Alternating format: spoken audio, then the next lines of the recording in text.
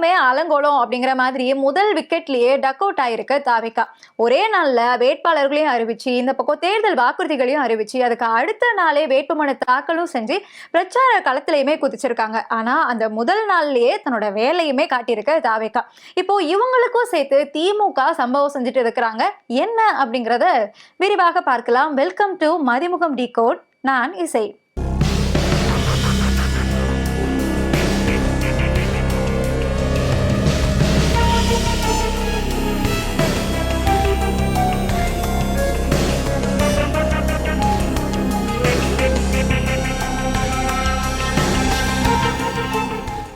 உங்கள் சத்யாவின் full moon sale up to 70% தள்ளுபடி. ஏசி விலை 2ஆம் தேதி முதல் 15% வரை உயர்கின்றது. இப்போதே ஏசி வாங்கி பணத்தை சேமியுங்கள்.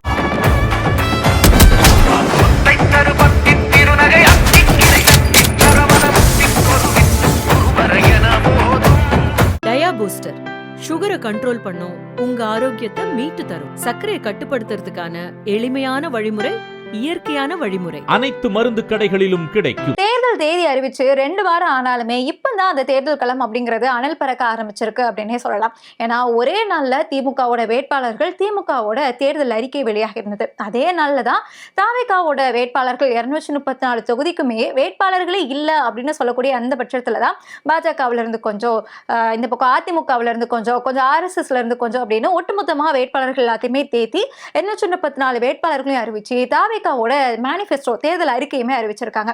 இப்போ இந்த 2 தலைவர்களுமே பிரச்சார காலத்திலுமே குதிச்சிருக்காங்க.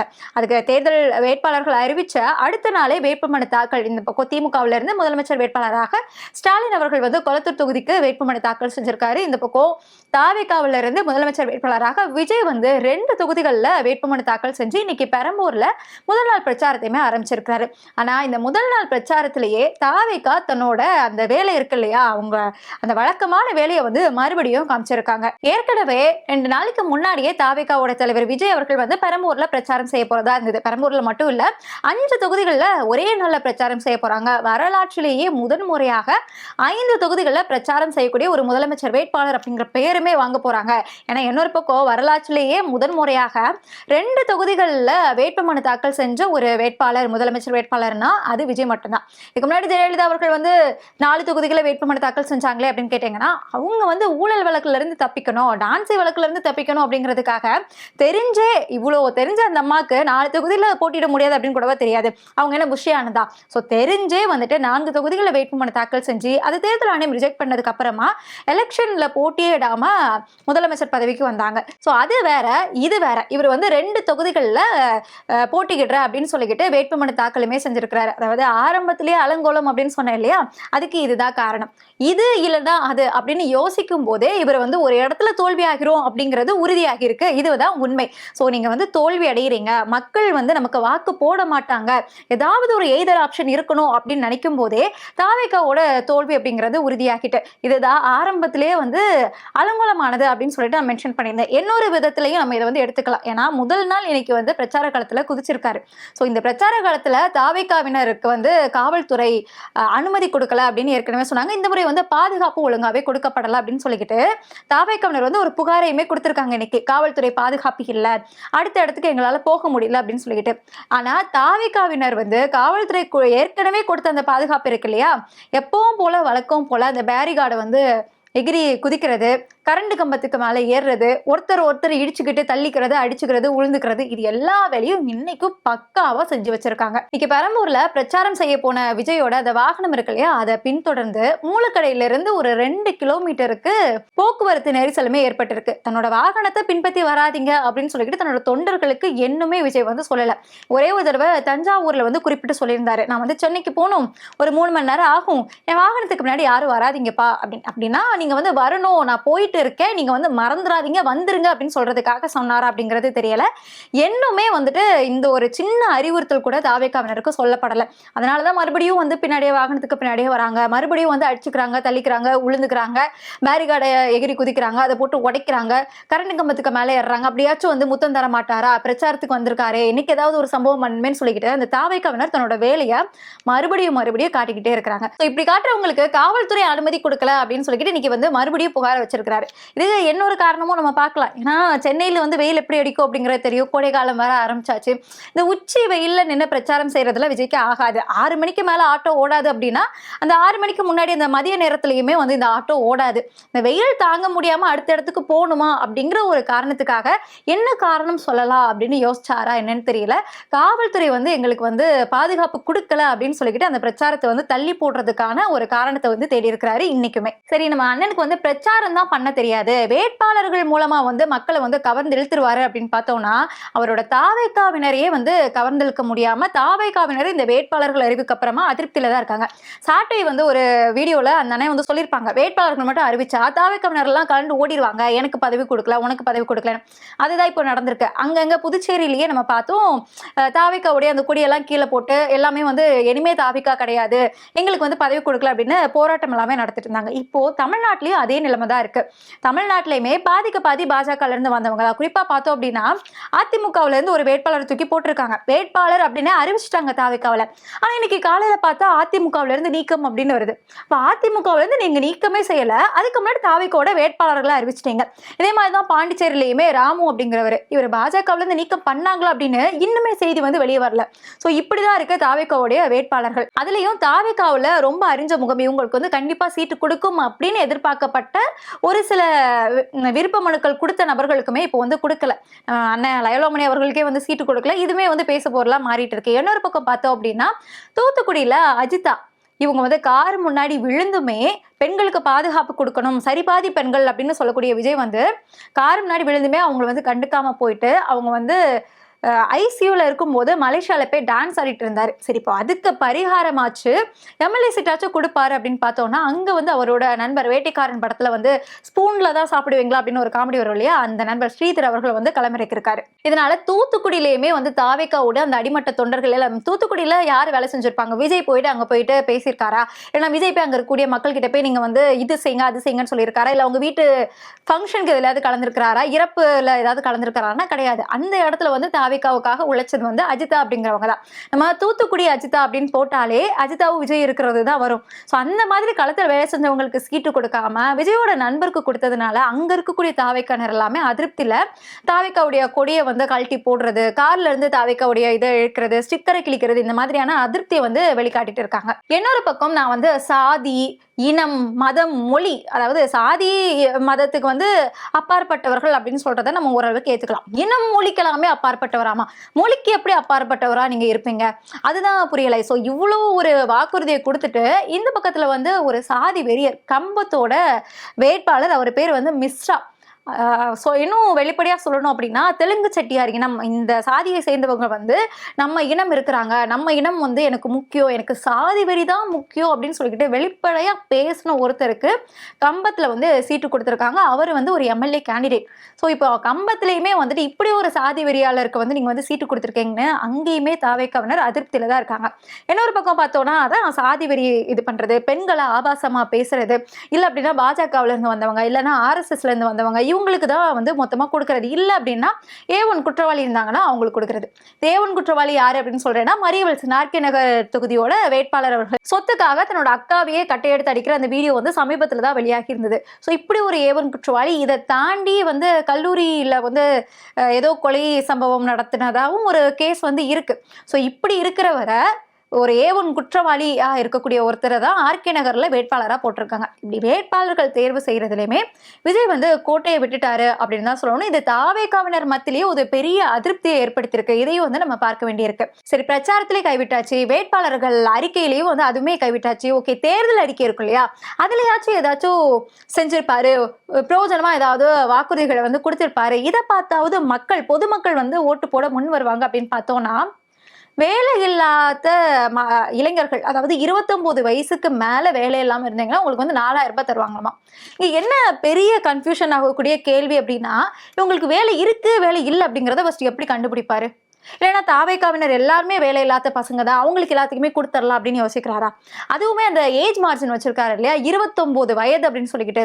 29 வயசு வரைக்கும் ஒரு எரும மாடு வேலைக்கு போகாம இருக்குன்னா அவங்களுக்கு நீங்க கண்டிப்பா உதவி செஞ்சுதான் ஆகணுமா? அத்தனை வயசு வரைக்கும் யாராச்சும் இப்போ தமிழ்நாட்டுல வேலை இல்லாம இருக்கிறாங்களா? இன்னொரு வாக்குறுதி, நான் வந்து வீட்டுக்குள்ள இருக்கக்கூடிய எல்லா பெண்களையுமே வந்துட்டு முதல் பட்டதாரி ஆக்குவேன் அப்படின்னு சொல்லிக்கிட்டு. பெண்கள் எல்லாருமே ஃபாரின்ல போயிட்டு படிச்சு அங்க வேலை வாய்ப்புகள் செய்ய ஆரம்பிச்சிட்டாங்க. இங்க இருக்கக்கூடிய பெண்கள் வந்து ஜாப்பனீஸ்ல வரைக்கும் பேச ஆரம்பிச்சிட்டாங்க. இப்போ வந்துட்டு முதல் பட்டதாரியை நான் உருவாக்குவேன் அப்படின்னு சொல்லிக்கிட்டு. என்ன சொல்ல போனோம் அப்படின்னா, முதல் பட்டதாரியை உருவாக்குவோம் அப்படின்னு இந்த பக்கத்துல, இன்னொரு பக்கத்துல தாய்மாமன் சீர், நான் வந்து கல்யாணத்துக்கு வந்து சீர் செய்யறேன், தாலி கொடுக்குறேன், குழந்தை பிறந்துச்சு அப்படின்னா நான் வந்து மோதிரம் கொடுக்குறேன் அப்படின்னு. பெண்கள் படிச்சு முன்னேறி வேலை வாய்ப்புக்கு வரணும். அதாவது இந்தியாவிலேயே தமிழ்நாட்டில் மட்டும்தான் வேலைக்கு போகக்கூடிய பெண்கள் வந்து அதிகமாக இருக்காங்க. 40% பெண்கள் தமிழ்நாட்டில் தான் இருக்கிறாங்க. ஸோ இப்படிப்பட்ட இடத்துல வந்துட்டு நான் முதல் பட்டதாரி உருவாக்குவேன், தாய்மாமன் சீர் தந்து நான் வந்து ஒரு 50 வருஷத்துக்கு பின்னாடி கொண்டு போவேன், பெண்களுக்கு வந்து திருமணம் தான் முக்கியம் அப்படிங்கிற ஒரு இடத்துக்கு நான் இழுத்துட்டு போவேன் அப்படின்னு வாக்குறுதிகள்லையுமே கோட்டை விட்டுருக்காரு அப்படின்னு தான் சொல்லணும். இப்போ இவங்களுக்கும் சேர்த்து, அதாவது இந்த தாவேக்காவினருக்கும் சேர்த்து திமுக வாக்குறுதி கொடுத்திருக்காங்க. ஏன் நான் தாவேக்காவினருக்கும் சேர்த்து திமுக வாக்குறுதி கொடுத்திருக்கு அப்படின்னு சொல்றேன்னா, திமுக வந்து இந்த தடவை 524 வாக்குறுதிகள் கொடுத்திருக்காங்க. போன தடவை 505, அதுல 404 நிறைவேற்றிருக்காங்க. 37 வாக்குறுதிகள் நீட் மசோதாவோட சேர்த்து ஒன்றிய அரசோட ஒப்புதலுக்காக இருக்கு. பேலன்ஸ் இருக்கக்கூடிய 64 வாக்குறுதிகளுமே அந்தந்த ஏரியால இருக்கக்கூடிய மக்களோட எதிர்ப்பு காரணமா நிலுவையில இருக்கு அப்படின்னு சொல்லிட்டு இப்ப சமீபத்துல கனிமொழி அவர்கள் வந்து அதுக்கு விளக்கமுமே கொடுத்திருந்தாங்க. சோ இந்த தடவை 524 வாக்குறுதிகளை திமுக அறிவிச்சிருக்காங்க. இந்த 524 வாக்குறுதிகளுமே எனக்கு தனிப்பட்ட விதத்துல ரொம்ப பிடிச்ச ஒரு வாக்குறுதி என்ன அப்படின்னா, பள்ளி கல்லூரியில படிக்கக்கூடிய அந்த மாணவர்களுக்கு சிவிக் சென்ஸ் வந்து கத்துக் கொடுக்கப்படும் அப்படின்னு போட்டிருக்காங்க. இந்த சிவிக் சென்ஸ் அப்படிங்கிறது வந்து இப்போ இருக்கக்கூடிய பள்ளியில கயிறு கட்டக்கூடாது, சாதிய ரீதியா செயல்படக்கூடாது அப்படிங்கிறது சொல்லி கொடுக்குறாங்க இல்லையா. இந்த மாதிரி விஷயங்களையும் தாண்டி பேரிகார்டை தாண்டி குதிக்கக்கூடாது, கரண்ட் கம்பத்துக்கு மேல ஏறக்கூடாது, சினிமா பிரபலங்கள் பின்னாடி போயிட்டு மாஸ்க் காட்டுற அப்படிங்கிற பேர்ல மண்டையை உடைச்சுக்க கூடாது, நீங்க வந்து தனி மனித ஒழுக்கம் வேணும், தூங்கிட்டு இருக்கக்கூடியவங்க இருக்கிறாங்க இல்லையா, அந்த பெரியவங்களோட காதுல போய் நீங்க விசில் அடிக்க கூடாது, பொது இடத்துல எப்படி நீங்க நடந்துக்கணும், பெண்கள் கிட்ட எப்படி பேசணும், பெரியவங்க கிட்ட எப்படி பேசணும், இந்த மாதிரியான பொது ஒழுக்கம் இருக்கு இல்லையா, தனி ஒழுக்கம், அதை வந்து சொல்லிக் கொடுக்கறது தான் இந்த சிவிக் சென்ஸ். இந்த சிவிக் சென்ஸை பள்ளி கல்லூரி மாணவர்களுக்கு சொல்லிக் கொடுப்போம் அப்படின்னு சொல்லியிருக்காங்க. அது எவ்வளவு மன வேதனை இருந்தா இப்படி ஒரு வாக்குறுதியை வந்து அவங்க கொடுத்திருப்பாங்க. இந்த தமிழ்நாட்டிலையுமே, இவ்வளவு முன்னேறி இருக்கக்கூடிய தமிழ்நாட்டிலையுமே இப்படிப்பட்ட தற்குறிகள்லாம் இருக்கிறாங்களா அப்படிங்கிறத இப்ப சமீபத்தில் ஒரு 2 வருஷமா தான் நமக்கு தெரிய வந்திருக்கும்.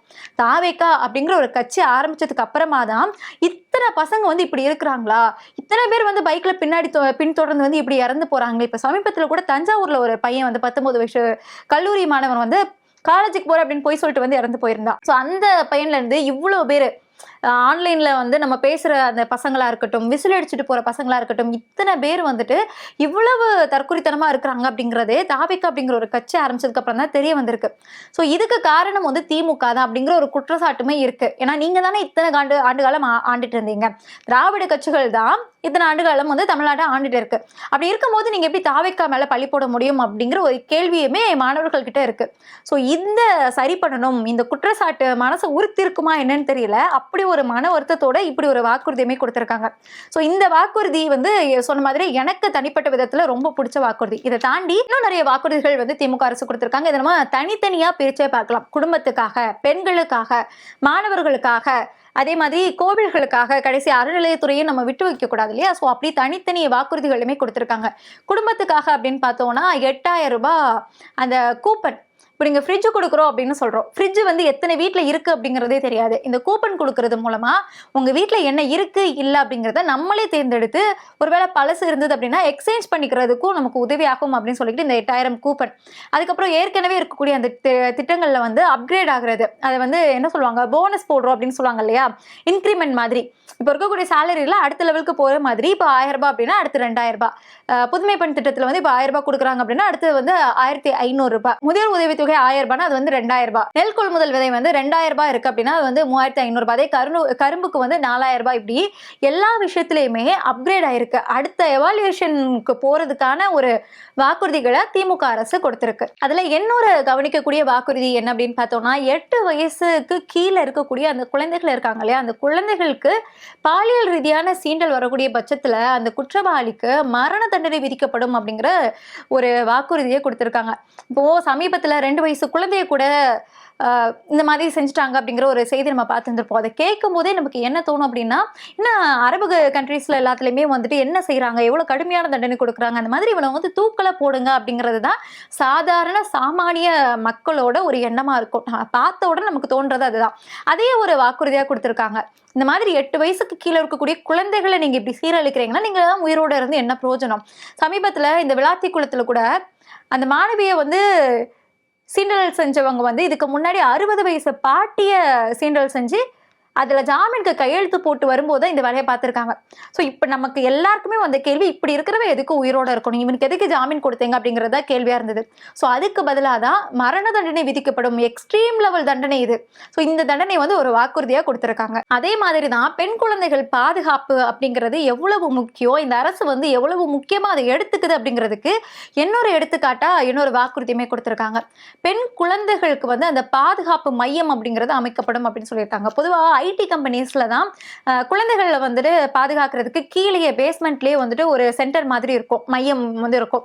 நீங்க வேலை செஞ்சுக்கலாம், குழந்தைங்க வந்து இங்க வந்து பத்திரமா இருப்பாங்க, ஆயா பாட்டி மாதிரி அங்க வந்து இருப்பாங்க, கேர்டேக்கர்ஸ் இருப்பாங்க, அவங்க பார்த்துக்குவாங்க. திரும்ப நம்ம வேலை முடிஞ்சதுக்கு அப்புறமா நம்ம வந்து கூட்டு போயிருக்கலாம். ஸோ இந்த மாதிரியான ஒரு சிஸ்டமா தமிழ்நாடு ஃபுல்லா எடுத்துட்டு வரோம் அப்படிங்கிற ஒரு வாக்குறுதி. பெண்கள் வந்து வேலைக்கு போகணும், அதாவது ஃபர்ஸ்ட் வந்து நீங்க வந்து வெளியே வரணும், படிக்கணும், வேலைக்கு போகணும், இங்க இல்லாம நீங்க வந்து ஃபாரின் வரைக்கும் போய் படிச்சு நீங்க வேலைக்கு போகணும். இதுக்கு எல்லாத்துக்குமே தடையா இருக்கிறது திருமணம். பெரியார் அவர்கள் சொன்னது இது. இந்த திருமணத்தையும் தாண்டி இப்போ உங்களுக்கு தடையா இருக்கிறது குழந்தை. வீட்டில் வந்து குழந்தை இருக்கு, குழந்தைய பார்த்துக்கணும், அதுக்காகவே நான் வேலைக்கு போகாம இருந்தேன் அப்படிங்கிற ஒரு சிச்சுவேஷன் வந்து இப்போ இருந்துட்டு இருக்கு. ஸோ அந்த மாதிரி ஒரு நிலைமை வந்து பெண்களுக்கு வரக்கூடாது அப்படிங்கிறதுக்காக உங்களுக்கு குழந்தை இருக்கா, உங்க குழந்தைய வந்து பாதுகாப்பு மையத்தில் விடுங்க, பாதுகாப்பா இருப்பாங்க, நீங்க போய் வேலைக்கு போய் முன்னேறுங்க அப்படிங்கிறது தான் இந்த திமுக அரசோட அந்த கோர் கான்செப்டா இருக்கு. ஸோ எந்தெந்த விதத்துலலாம் பெண்களுக்கு வந்து பாதுகாப்பு கொடுக்க முடியும், பாதுகாப்பு அப்படிங்கிறது வந்துட்டு அவங்களுக்கு வந்து பிசிக்கலா மட்டும் இல்லாம பொருளாதார ரீதியாகவும் அவங்க வந்து பாதுகாப்பு கொடுக்கணும், அவங்க வந்து அடுத்த லெவலுக்கு கொண்டு வரணும் அப்படிங்கிறதுக்காக பார்த்து அடுத்த லெவல், அதாவது வேற லெவல்னு சொல்லுவாங்க இல்லையா, அந்த மாதிரி அறிக்கையை இப்போ திமுக அரசு கொடுத்திருக்கு. இதுல எந்த அறிக்கை வந்து உங்களை ரொம்ப கவர்ந்தது அப்படிங்கிறத கமெண்ட்ல சொல்லுங்க, தெரிஞ்சுக்கலாம்.